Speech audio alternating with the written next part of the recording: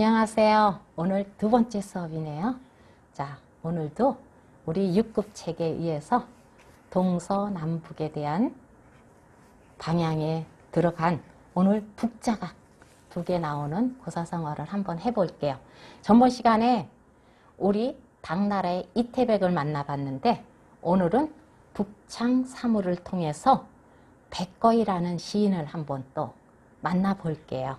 자, 우리 먼저 한자를 3번씩 우리 교실에서 하듯이 계속 읽어봐야겠죠. 그래서 어떻게 입과 눈과 소리가 하나가 돼야 된다고 그랬죠. 그래서 우리 같이 한번 읽어볼게요. 자, 시작. 북녘북, 북녘북, 북녘북, 창창, 창창, 창창, 석삼, 석삼, 석삼, 벗우, 벗우, 벗우. 그래서 소리는 북창삼우. 북쪽 창가에 3명의 벗이라고 그랬는데 그럼 북쪽 창가의 3명은 벗을 무엇을 가리키나 라고 오늘 한번 시작을 해볼게요. 자, 당나라의 4대 시인 중에 한 사람인 백거이라는 사람이 있어요. 백거이는 시인이기도 하고 정치가이기도 해요.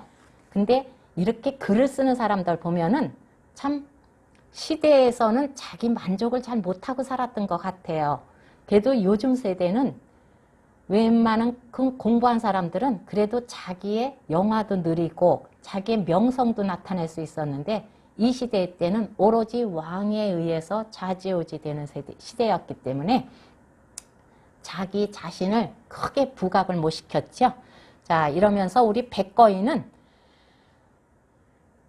이백이 죽은 지 10년, 두보가 죽은 지 2년 후에 태어났어요. 그러면은 굉장히 이백보다 어리고 두보보다도 어리겠죠. 그런 사람인데 어려서부터 아주 머리가 총명했대요. 그래서 5살 때부터 시진법을 배웠는데 15세가 지나자 주위 사람들을 놀라게 하는 시제를 보여서 주위 사람들이 깜짝 놀랐죠. 그러다 보니까 29세에 진사로 급제하고 또 32세에 황제의 친시에 합격했는데 이 친시에 합격했을 때 쓴 글, 장안가가 굉장히 유명하지요. 그래서 지금까지도 중국의 불멸의 걸작으로 있는데 저도 서안에 중국에 여행을 가면서 서안에 갔어요. 그러니까 복지간에 여름방학을 이용해 가지고 서안에 갔는데 얼마나 더운지 모르겠어요. 그런데도 이 서안에 가가지고 여기 입장하는데 열심히 뛰어들어가고 열심히 다녔죠.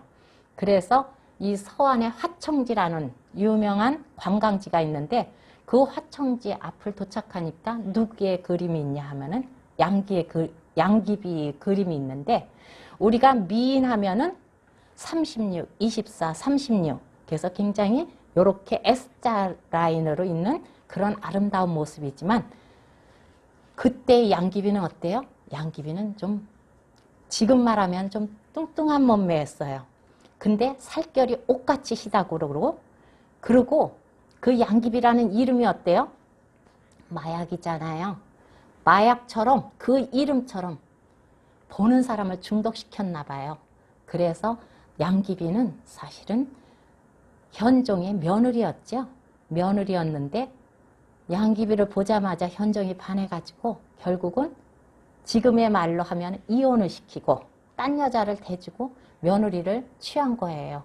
그래가지고 남의 눈을 의식해서 4년 동안 도교에 사찰에 보내져 가지고 그래서 그쪽에서 4년 동안 도사로 있으면서 자신들의 미래를 즐겼고 그러다가 4년 만에 궁중으로 데려와서 귀빈이라는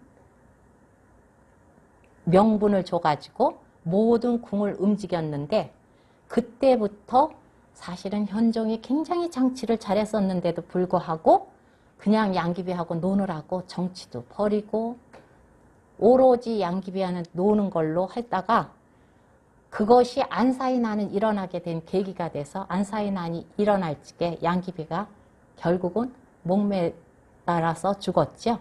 그때 죽은 양귀비가 현종이 살아있는데 양귀비가 보고 싶어서 그때의 양귀비를 영혼으로 불러서 같이 노는 장면이 있는 것이 요 장안가인데, 그것은 저는 거기 가서 입장료 6만 원 주고 봤어요.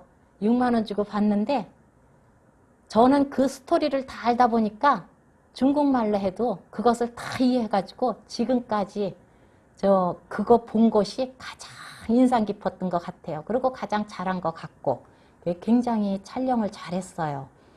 보고 나는데 어떤 사람들은 괜히 돈만 아깝다고 그런 얘기도 하듯이 이렇게 장안가가 지금까지 불멸의 걸작으로서 계속 상영되고 있죠.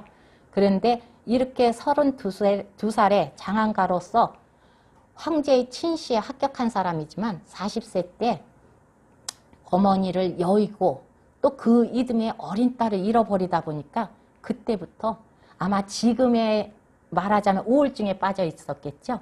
그러다가 불교에 몰입하기 시작을 해가지고 그 58세 때부터는 시와 술과 검은고를 삼으로 삼아서 취움선생이라, 그래서 술을 먹으면서 유유자적한 날을 보내면서 글을 쓰기 시작을 했어요. 예, 그러다 보니까 58세부터 보니까 친구들이 옆에 주위 사람들이 하나 둘씩 떠나기 시작하니까 더욱더 불교에 몰입하면서 그때에 쓴 작품이 남아있는 수가 지금 현존하고 있는 게 3,800여 수가 지금 남아서 중국의 유명이 전해지고 있지요. 그래서 우리가 이렇게 보면 북쪽 창가의 세 명의 벗은 무엇을 말한다고요? 시와 술과 검은고 세 개를 말한다. 그래서 다시 북쪽 창가의 세 명의 벗은 술과 시와 검은고를 말한다. 그렇게 해서 오늘 북창사무를 통해서 누구를 만났다고요? 백거이. 그래서 백거이는 당나라의 4대 시인 중에 한 사람이다 라고 보면서 자, 다음에 넘어가 볼게요. 자, 우리 북자가 들어가는 태산북들을 한번 해볼게요. 자, 3번씩 클태, 클태, 클태, 매산, 매산, 매산, 북녘북, 북녘북, 북녘북, 말두, 말두, 말두. 그래서 태산북두. 태자에 보니까 저 아래에서 요게 아래 물수, 여러분들이 요 글자가 뭐냐 하면은 물수자가 요렇게 사획으로, 물수자가 우리는 쓰면은 3획으로 쓰겠지만 요거는 4획, 그래서 아랫물수예요. 근데 여기가 벼화자가 들어가면 진나라 진자게 됐죠. 그래서 여러분들이 이것을 많이 헷갈리는데 그래도 이렇게 아랫물수가 들어가는 것은 클테다. 그래서 태산북두인데 태산북두는 무엇을 뜻하냐면 여러분들 책을 가지고 계신 분들은 다 아시겠지만 중국의 5대 명산 중에 하나인 태산을 말할 적에 태산북두, 또 북두는 북두칠성 같이 굉장히 하늘에서 굉장히 빛나는 별을 북두칠성이라고 그러죠. 그래서 북두칠성 같이 우러러 볼 수 있는 사람을 태산북두라 그랬는데 요것은 누구를 태산북두라 그러느냐 하면은 우리 당나라의 시인, 여태까지 당나라의 시인 나오고 있죠? 누가 나왔죠? 이태백이 나왔고 그 다음에 백거이가 나왔죠? 태산북두를 통해서 한유를 한번 돌아볼게요. 한유라는 사람은 굉장히 내세운 문벌이 없었는데 어렵게 관직에 올랐어요. 이 사람은 태어나서 얼마 안 돼가지고 엄마를 잃고 또 3살에 아버지를 잃고 그리고 형 손에 자랐는데 형이 오래 살았으면 좋겠는데 갑자기 14살에 죽었네요. 그러면 누구 손에? 형수 손에 자랐어요. 근데 얼마나 어릴 때부터 열심히 공부를 했는지 7세 때부터 독서를 했는데 13세에 이미 문장에 재능을 보였대요. 그래서 그러고 나서 자기가 문장력이 있으니까 과거에 시험을 했는데 3번이나 낙방을 하고 4번째에 합격을 해서 들어갔어요. 그러면서 자그마한 벼슬부터 시작을 했는데 또 임금의 친시가 어느 정도 가면 있거든요. 그런데 그 친시를 또 3번이나 낙방을 한 거 있죠. 그 시대에 이렇게 한유가 낙방하는 걸 보면서 아, 집안의 배경이 굉장히 중요했구나.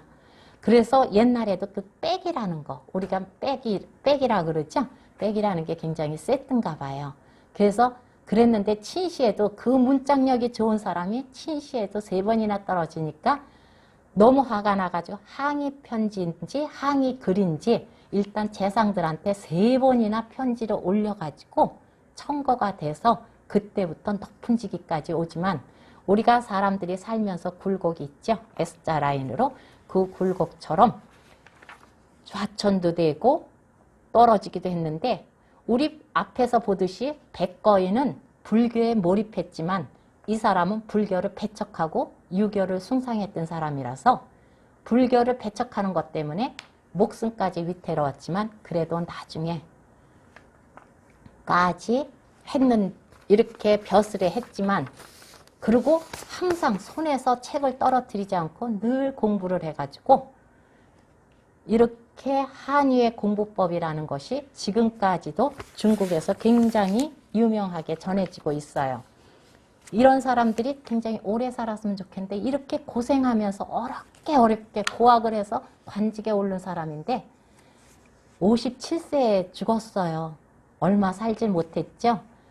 이태백은 그래도 60몇 살, 백거인은 70대까지도 살았는데 이 사람은 50대에서 죽었네요. 그런데 이 사람이 얼마나 공부를 열심히 했는지 지금까지 중국의 한유의 공부법이라고 그래가지고 남아있는데 이렇게 전해지고 있죠. 한유는 고난 속에서도 책을 손에서 놓는 날이 없었다고 할 만큼 고학했다. 독서는 끈질기게 해야 하고 독창적이어야 한다고 주장했다. 공부는 부지런함으로 정교해지고 노는 것 때문에 망가진다. 행동은 생각에서 이루어지고 남 따라 하다가 망가진다. 라고 해서 이것이 지금 중국의 가장 최고의 명언으로 남아있다. 그리고 또 한유는 어린 시절을 해고하며 입으로는 유계, 의 문장을 끝없이 중얼거리고 또 손으로는 제자 백가의 책을 쉴 새 없이 넘겼다. 새벽까지 등잔불을 밝히고 늘 힘겹게 한 해 한 해를 보냈다라고 했는데 또 평소 먹고 자고 할 때도 책을 떠나지 않을 정도로 일심으로 공부에 매달렸다 해서 지금까지 중국에는 한유의 공부법처럼 이렇게 한유를 닮아가야 된다라는 풍이 일어나고 있대요. 근데 이렇게 오늘 수업을 통해서 앞 수업에는 이태백을 받고 또 오늘 수업에는 백거이와 한유를 봤지만 자기 시대에는 호강을 못했어요. 지금 시대에는 이렇게 출중한 사람이 있었다면 어떻게 살까 한번 여러분들 생각해 보니까 여러분들은 지금 세상에 태어나서 사는 것이 굉장히 행복하고 또한 이렇게 복지관에서 늦게나마 나의 공부를 할 수 있다는 게 여러분들 얼마나 행복하세요? 그래서 오늘은 여러분들 북자가 들어가는 태산북두와 북창사무를 통해서 중국의 유명한 4대 시인을 한번 다 돌아봤어요. 자, 그러면서 여러분 또 오늘 수업은 어땠는지 모르겠지만 우리 열심히 해서 다음 시간에 또 만나기로 해요. 자, 감사합니다. 오늘 이것으로 끝냅니다.